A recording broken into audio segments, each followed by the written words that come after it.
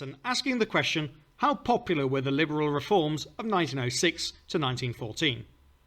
Pictured is Liberal politician David Lloyd George, Chancellor of the Exchequer at the time and later Prime Minister. He's really seen as the architect of these reforms, and so a lot of what we focus on today is directed towards him.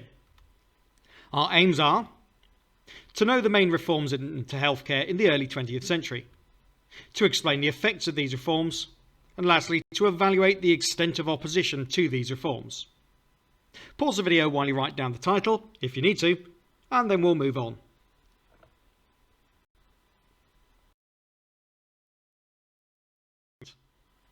I've included one of their election posters of the time. Sorry about the watermark, it's the only copy I could get. On it, we can see someone who is papering over 10 years of Tory rule with some new information. It looks like it says beware there. The person in the hat is Joseph Chamberlain, who was a politician of the time. Don't be deceived by Tory tricks, it says, but vote Liberal. In the 19th century, most governments were Conservative or Tory. The Tories believed that things should be left as they are, and that the government shouldn't get involved in people's everyday lives unless they really had to. This approach was known as laissez-faire, meaning do-nothing government. So what might be the problems with laissez-faire government regarding public health? Pause the video and give that some thought.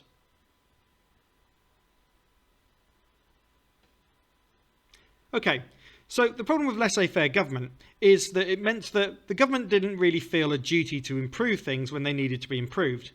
So for public health, they would leave people to get on with their own solutions rather than coming up with an overall strategy of how to help everybody. That became increasingly necessary as epidemic diseases like cholera spread so quickly among a vastly expanded population. Simply allowing each town, or potentially each street, to operate on its own basis was a recipe for disaster. However, the Liberals were different. In 1906, the Liberal Party won the 1906 election by miles. This is often referred to as a landslide election victory. They promised to change how ordinary and poor people were cared for, because they were not afraid of changing things. So, your next task, how were the Tory and Liberal governments different from each other at this time? Pause the video while you give this some thought. So, whereas we have seen that Tory governments tended to be quite laissez-faire in their approach and not change things unless they really had to, the Liberal governments actually went out of their way to change things. And because they had got such a strong election victory in 1906, they could change things and get them through Parliament without too much fear of opposition. But that doesn't mean that these reforms were necessarily popular with everybody, and that's what we're going to find out. I'll point out, by the way, that at this time in British politics there very much was a two-party system, the Tories on one side and the Liberals on the other. The Independent Labour Party, later known simply as the Labour Party, was just beginning at this time, but was not yet a serious force in politics.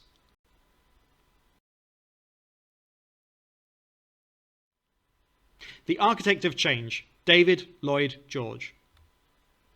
David Lloyd George was a famous Liberal politician. He became Prime Minister in World War I, but before this he made his name as Chancellor of the Exchequer and is a great reformer. Reform means to change things, often gradually, but actually Lloyd George is seen as a radical reformer who changed things quickly. The Chancellor was in charge of how the government spent its money and people's taxes. This is known as the budget. Lloyd George wanted the government to raise more money in tax and spend more on helping people. Lloyd George was from a reasonably humble background in Gwynedd, North Wales. He was a powerful and persuasive speaker who liked to get his way. He proposed a people's budget, which would provide old age pensions, meals and healthcare for poor children and some sick pay for workers. Don't kid yourselves that this is the true welfare state as we might understand it today, though. All of this would cost money, and that had to be raised by higher taxes. On the rich, yes, but also on working people. Some follow-up tasks then. Firstly, describe Lloyd George's job as Chancellor of the Exchequer. What does it do? Then, explain why his background may have made him into a reformer, someone who wants to change things. And then lastly, explain who the people's budget might have been popular with and unpopular with. Pause the video while you complete those tasks. Okay, so hopefully we've understood that the Chancellor of the Exchequer is in charge of how tax money is spent by the government, what is known as the budget. What about Lloyd George's background then?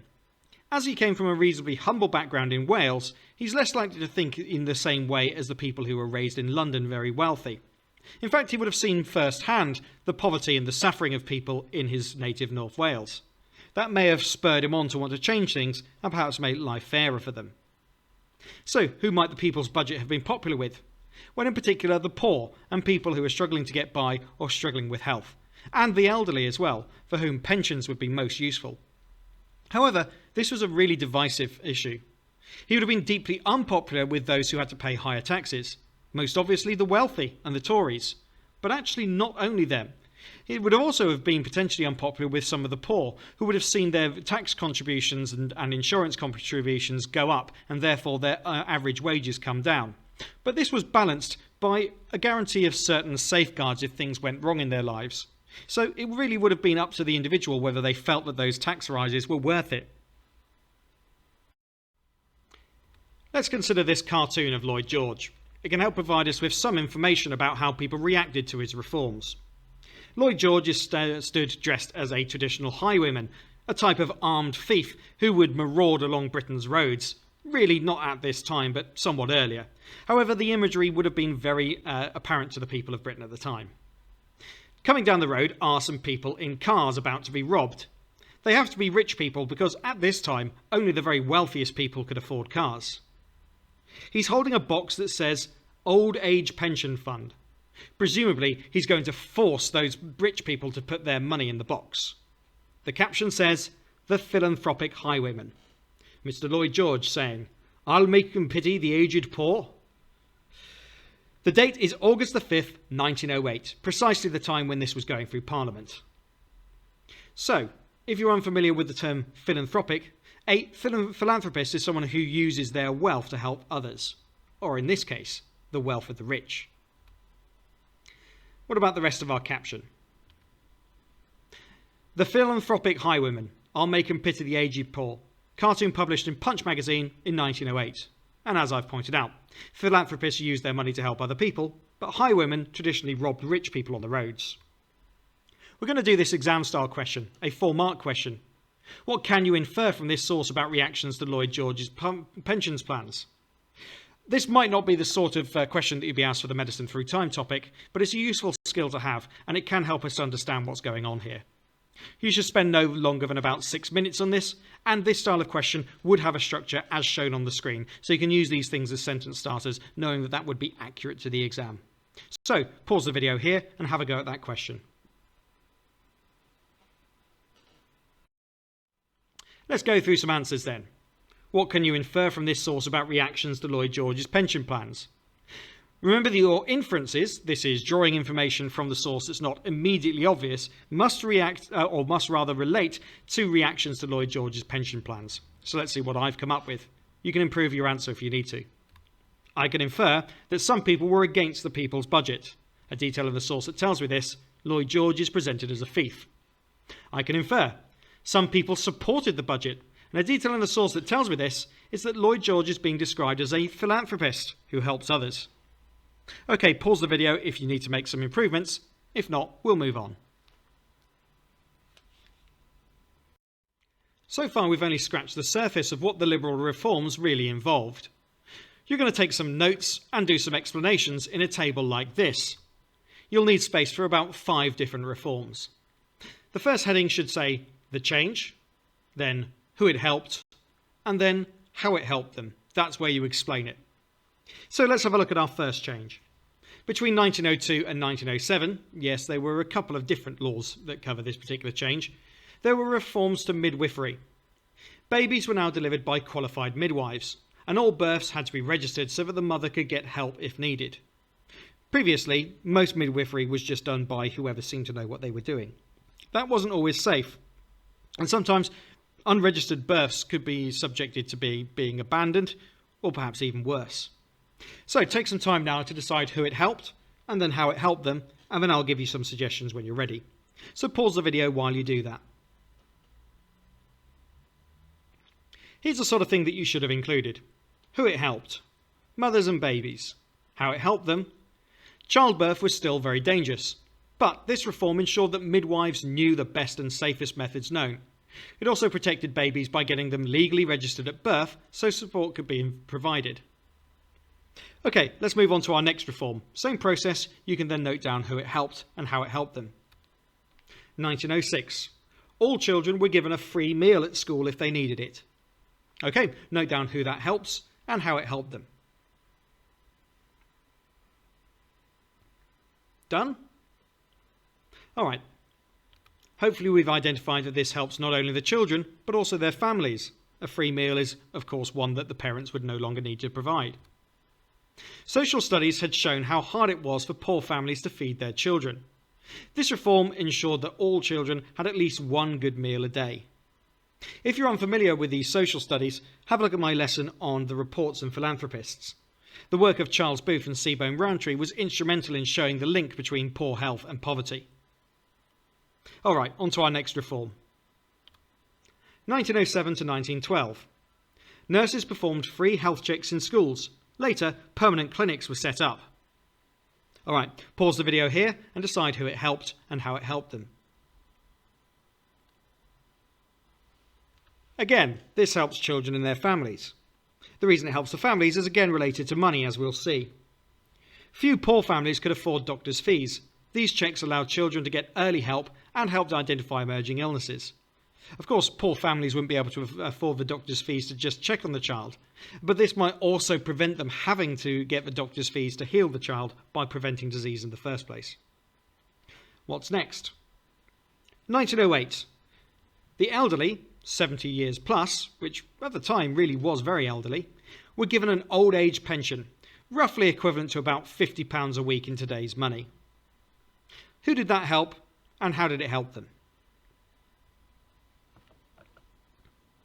Done? If not, pause again. If so, here's your feedback. This quite obviously helped people who are aged 70 plus. Although small, the pension was often enough to keep the poor, elderly people from having to resort to the workhouse. As I mentioned before, workhouses were deeply unpleasant, and often the difference between being able to just make ends meet and ending up in the workhouse, in other words, Booth's poverty line, was very small indeed, so even the equivalent of £50 a week might be enough to keep someone afloat. On to the last reform then. 1909. Building on an earlier Housing Act, new building standards were enforced. The old back-to-back terraced housing was banned for being damp, dark, cramped and unhealthy. Who did that help, and how did it help them?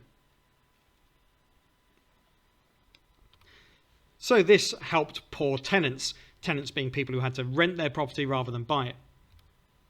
Back-to-back terrace houses were cold, cramped and damp. Banning them made people more comfortable, and it helped prevent the spread of disease.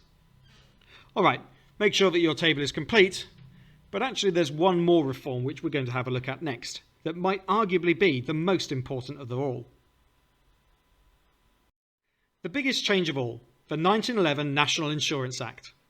National insurance is something that we still have in Britain today, and as I record this, it yet again is in the news. The current Conservative Party, led by Boris Johnson, is reforming how social care is paid for in the country, and the obvious method to do this, in their opinion, is national insurance, which has long been a part of the taxes that British people pay from their pay packets. However, this has met some criticism. Some people have argued that the mega-rich should pay more. Others have said that it's unfair for working people to lose money out of their often meagre pay packets in order to pay for social care. On the other hand, others have argued that this is necessary, and with an ageing population, the money needs to be found from somewhere to pay for the elderly. Look, I'm not going to get into a political debate on my YouTube channel that's actually about educating people about history. What I do wish to point out, though, is that many of the debates of today have parallels in the past. And it wasn't much different in 1911 when the national insurance was first proposed. Let's see why. This is really important. In some ways it's still around today, as I've mentioned. But, at first at least, it didn't help everyone. But it was a start. Here's how it worked. The National Insurance Act established a sickness fund. So this was a centralised government-backed fund that would pay for people's sick pay. Sick pay was not something that you had at the time. If you were too sick to work, you simply didn't get any pay. And if that meant that you had to pay for medicines and doctor's fees, you were really rather stuck, and people could very quickly become bankrupt. So here's how the sickness fund was funded. The worker paid 4p a week. That was like a tax on their earnings. And for many workers, especially the low paid, this is quite unpopular. 4p was actually quite a bit of money for the poor. The employer paid 3p a week, or 3p. And this was backed by the government, who paid 2p a week. So for every worker, if they were deciding to pay into the sickness fund, that would be backed by another 3p from the employer and another 2p from the government, meaning that in total 9p would be saved every single week into the sickness fund. If you extend that to the whole country, then it means that there would be a lot of money being put aside as insurance for all of those people who became sick. That's why it's called national insurance. You might pay into it, but you hope that in a way you'll never need to get the payout. But what if you did become sick? Here's how it helped. Ultimately, if a worker became sick and they were paid up to the national insurance, they would get a sick pay of 10 shillings a week. This is around £50 today, and they would get that for 26 weeks in total, or around 6 months. This could be spent on bills and medical fees. So at the time, you would have bills for your housing, for your food, and of course you would need to pay doctor's bills and medicine bills. There was no NHS around at the time which paid for. But that small amount, £50 a week, or rather the equivalent of £50 today, was often enough to keep the family just about afloat and out of the workhouse. So it was really valued in some ways. Here's a task then. Create your own version of this diagram. And then in what way is this like an insurance scheme, not a health service like we might understand it today? Pause the video while you complete those tasks. So hopefully you got your diagram and you understand how it works, with contributions from workers, employees and the government paying a centralised fund which then pays out sick pay. So how is this like an insurance scheme? Well, ultimately, the worker who pays his 4p a week into the sickness fund may never see that 4p again. In fact, he's probably hoping not to because he doesn't want to become sick. However, if he does, he is now insured. It means that there is some sort of basic safety net there if the worst does happen. So, with national insurance, there were certain winners and losers. I'm going to show you some information in the table now. Here's an advantage of the National Insurance Act. All working people could take sick leave to recover from illness with pay. But non-working women and children were excluded from the scheme. If they became sick, there wasn't any help. The government and employers also contributed to the sickness fund, so there was enough money to fund it. However, healthcare still wasn't free. People were expected to pay out from it, from their sick fund money. The sick pay could pay for the healthcare and to feed workers' families. However, the sick pay only lasted 26 weeks, so long-term illnesses and disablement were not covered. Lastly, the unemployed and the elderly were not covered. And this doesn't even mention the fact that many workers felt that they really couldn't afford the 4p a week that it cost. So, firstly, describe the ways that the national insurance helped people. Then explain the limitations. Why didn't it help everybody? And then take the two sets together. Evaluate overall. How far did national insurance help working people, in your opinion? Back this up with some of the examples that you can see in the table. You might also want to jot down the advantages and disadvantages in a table of your own. Whichever tasks you decide to do, pause the video now while you complete them.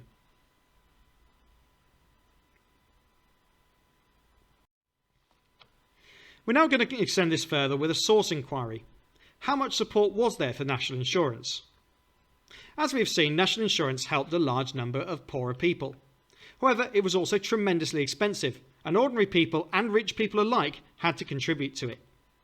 It also marked another move away from the principles of laissez-faire government, and some, mostly wealthier people, didn't like the government meddling with the lives of individuals.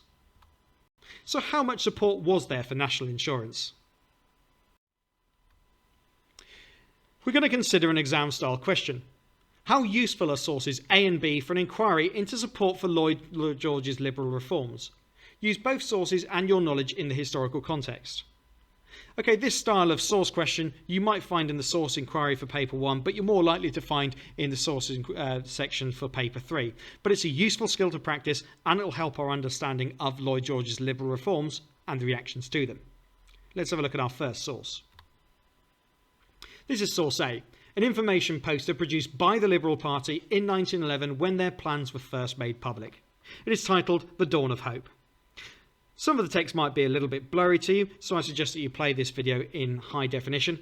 If not, I'm going to read out the main parts for you now. The Dawn of Hope, National Insurance Against Sickness and Disablement.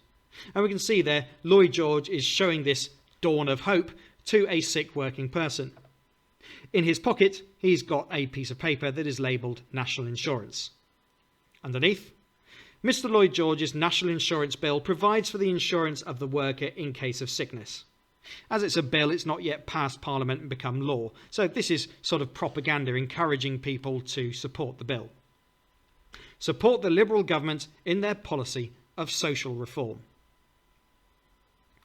Now, source B. A cartoon in the magazine Punch from June 1912 as the National Insurance Act came into force. Here we can see Lloyd George is again holding the National Insurance Act, this time an act rather than a bill. It has been signed into law, it has got through Parliament. We can see that he is covered by arrows. As painful as this looks, he's unbowed, he's still standing strong. The artist has even decided to put a halo around his hat. Think about what that might signify. And underneath it says, the glorious 15th. Our Saint Sebastian. And now, ladies and gentlemen, after these refreshing preliminaries, let us get down to business, says Lloyd George.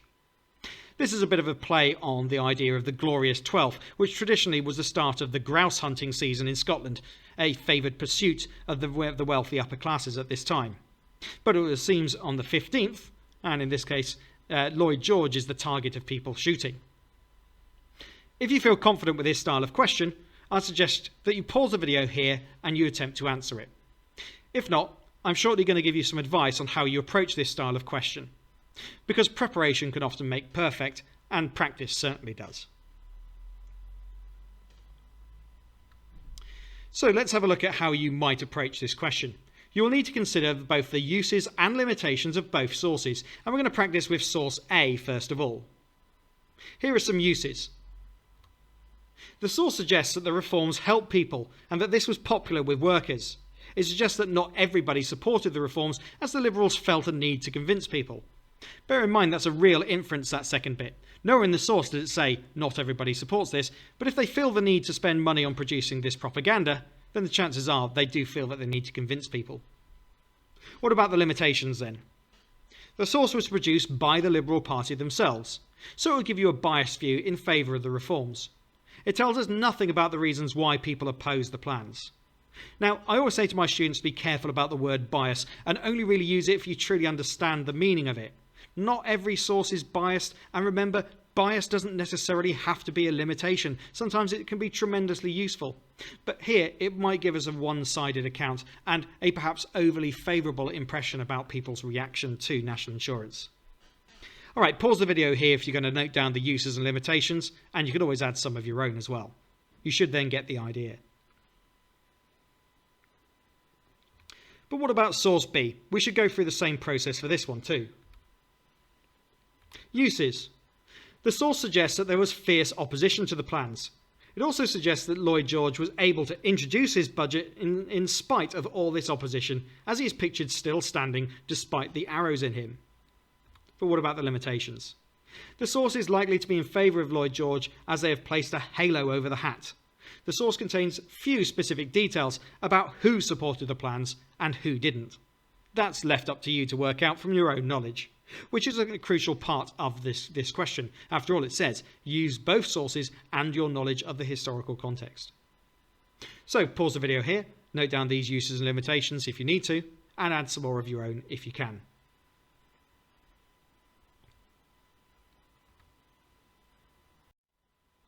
So how do you go about answering this question? If you're unfamiliar with it, here's a few tips on how to answer it. It's going to be answered really in 3 short sections. After all, it's only 8 marks long. Explain the ways in which source A is useful or not useful. So you might use sentence starters like follows. In some ways, source A is useful. For example, it suggests, this means, and from my own knowledge, I know. This makes it useful because. However, it also has limitations. For example, this suggests, and from my own knowledge, I know. This limits its usefulness because. Then you do the same again for source B. Use the sentence starters if you really need to. And then you'll need a conclusion. After all, it's saying how useful are sources A and B for an inquiry. That means you've got to take them together to a certain extent. So overall, sources A and B are not, or are fairly useful for an inquiry into the support for Lloyd George, and this is because. Alright, this might be a bit of an assumption on my part, and that can be a risky thing to do, but in my experience, examiners don't give you sources that aren't useful. They might have varying amounts of use, and one source might be more useful than the other, and you are allowed to explain that. But at the same time, don't assume that the examiners have given you useless sources. That's very, very unlikely to be the case, as after all, it would be a big waste of your time and everybody else's. A question like this should only really have about 12 to 15 minutes spent on it. So, pause the video here, have a go at it, and then we'll have a look at an example answer.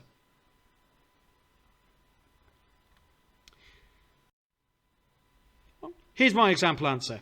The text is going to be quite small, so make this full screen and HD if you need to. The other thing I'd say about it is possibly my answer is a little bit too long, but I wanted to show you how you approach the sources from all angles. So by all means make some improvements and additions to your own answer. In some ways, source A is useful.